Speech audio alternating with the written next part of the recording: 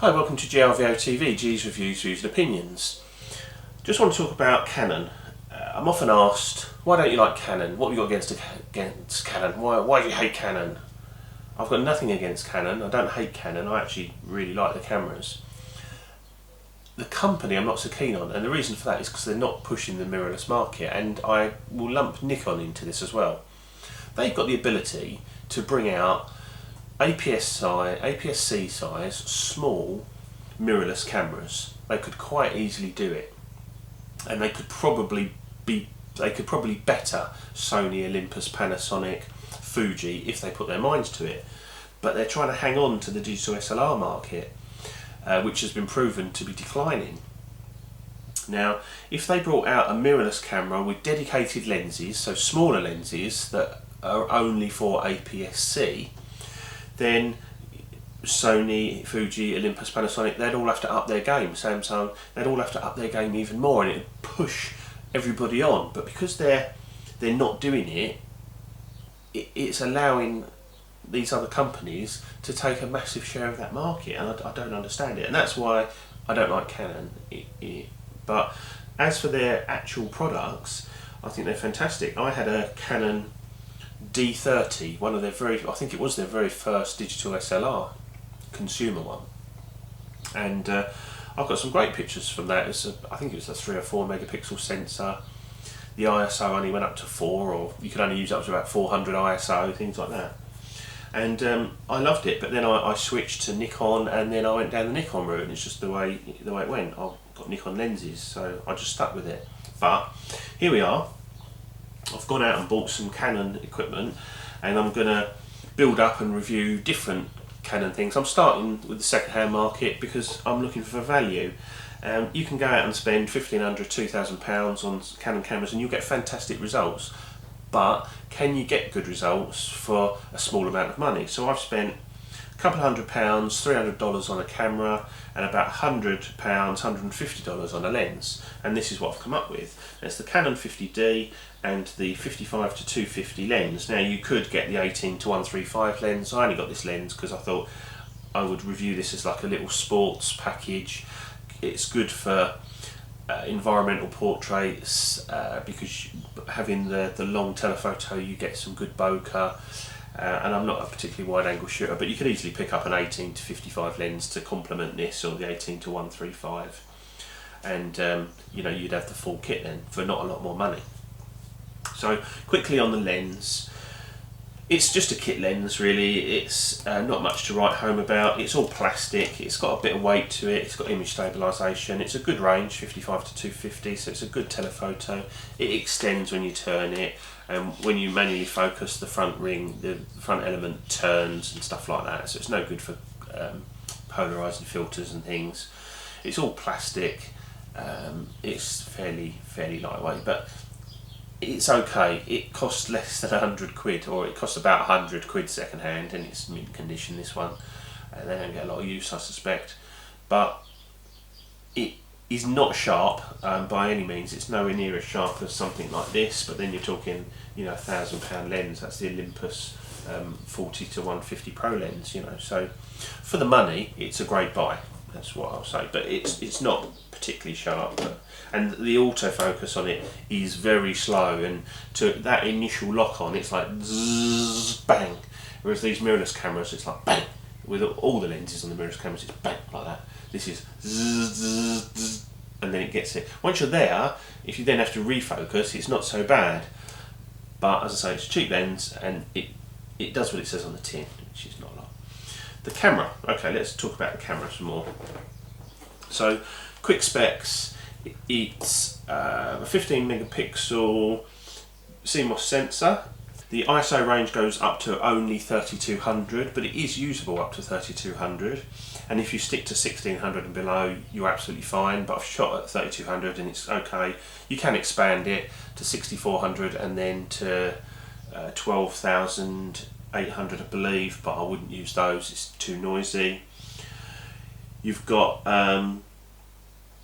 different picture styles, it's got live view, you've got just 9 autofocusing points, but to be honest I generally use the middle one. Works absolutely fine. The continuous autofocus works really well. I can imagine this would be a great little, if you're starting in a bit of sports photography, great little camera for that.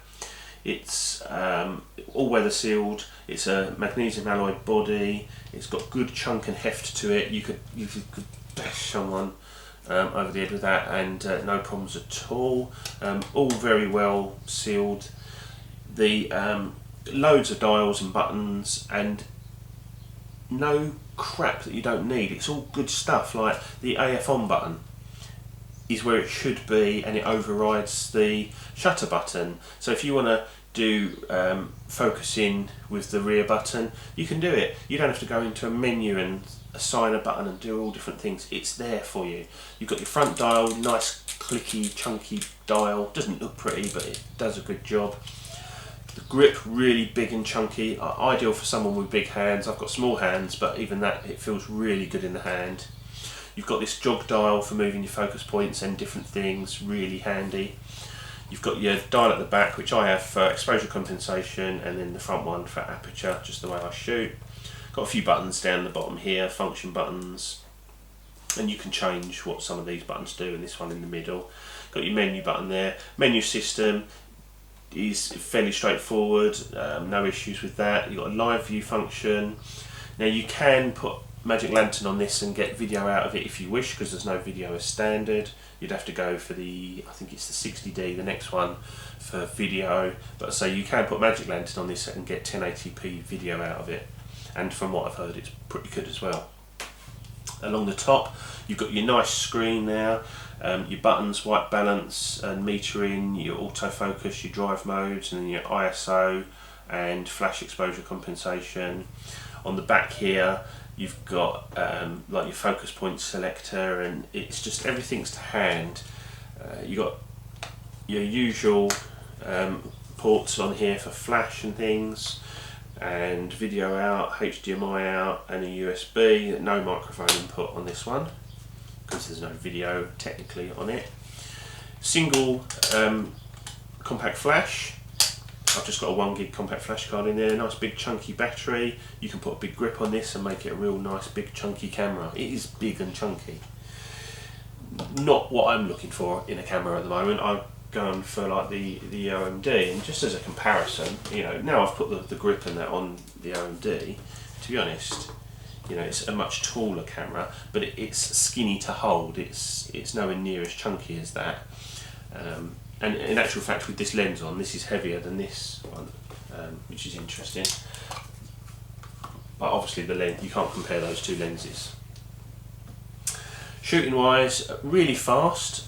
So once you've actually got focus, it's like focus is really accurate. It shoots at about 6.3 frames per second. There's no problem with the buffer. I think if you've got the and that's the other thing, when you look on the screen, it tells you how many shots you've taken and how many are available in the buffer, which is the information you need. And you get about 40 odd 50 shots on high quality JPEGs. If you go RAW plus JPEGs, it drops to about 10, but it's still a good buffer, and it doesn't take too long to clear it either. That works really well. Screen on the back is a 3-inch screen, has all the information you need on there, and then you can sort of tap into the screen and move around the screen and change things on the screen if you want, with the joystick or this dial. Works really well. Lovely big bright viewfinder. I'm assuming it's 100% coverage. If not, it's pretty much as good as. Yeah, it looks pretty good to me. Mode dial's got all your usual stuff on it. You've got C1, C2, your manual, aperture priority, shutter priority, program auto, full auto, and then you've got your just the very basic macro, landscape, portrait, sports modes, things like that. Nothing too fancy, but everything you need is in this camera. So if you were starting out in sports, I would suggest this camera would be great, but with something like the next lens I'm going to get is the 70-200 f4L lens. Because I want to try an L lens, and it's about the cheapest L lens you can get that would actually be useful for me. And I think that lens with this camera would be a great package for shooting sports and things. As I said, the screen on top is lovely. You get all your information laid out nicely. Yeah, I mean, I'm really enthusiastic about this camera because it is a really nice camera to use, and if you just had a reasonably light lens on it, it's not too heavy to carry around all day. That's why I'm going for the f4 lens rather than 2.8, because that's just too big and heavy. But if the f4 lens on this weighs about the same as this, then it's an interesting prospect. But we'll see how we go, and I will do a follow-up review on that. I'm going to throw up some photos, and I've got a mixture of photos. I went to the zoo just to test the camera and the lens out, and some pictures of my dogs. You can get lovely bokeh with this. It's dead easy to get on an APS-C size sensor. So see what you think. When you punch in on these pictures, they're not super sharp, but I'm going to put that down to the lens, not the camera, and we'll see how that changes when I get the L lens, and then I'll do another review of the two together with the L lens on this. But as a cheap and cheerful package, this is fantastic, and I love the camera.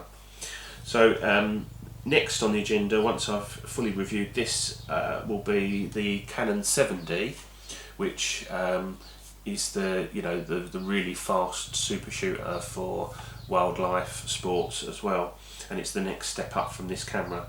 But I'll give this a big thumbs up. Absolutely love the camera, love the handling. Reminds me very much of my Panasonic GH4 and the GH3. I've got the layout and the feel of it, the heft, the chunk. Feels very much like a bigger version of a GH4, which is a good thing. So anyway, this has been GRVOTV, G's Reviews, Views and Opinions. Hopefully allaying any sort of negativity that people may think I have about Canon. And watch this space, like, subscribe, and there'll be some more Canon reviews coming soon. Cheers, bye.